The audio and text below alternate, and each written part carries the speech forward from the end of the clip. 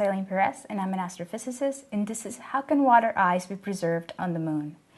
So we do know that there is some traces of water ice on the moon. Now the problem is, why is everything evaporating? So the first cause of evaporation obviously is heat, just like here on Earth. The direct sunlight causes the water to evaporate. So generally we have the rays of sun, and it causes to evaporate. So how is it being preserved on the moon?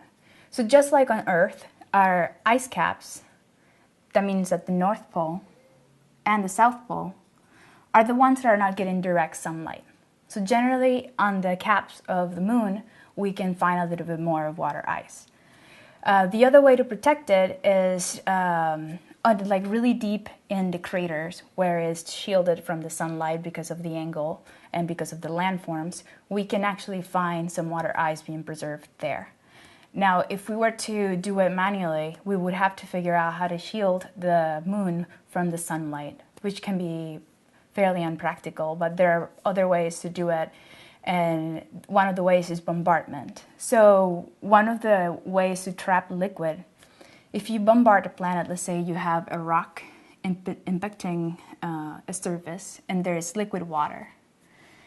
And then during the heat, during the heat of the impact, you create a hard surface on top.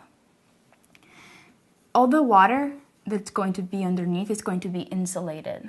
So because of the impact and the quick hardening of the surface, you end up with liquid being trapped. So you end up with like a sandwich of liquid.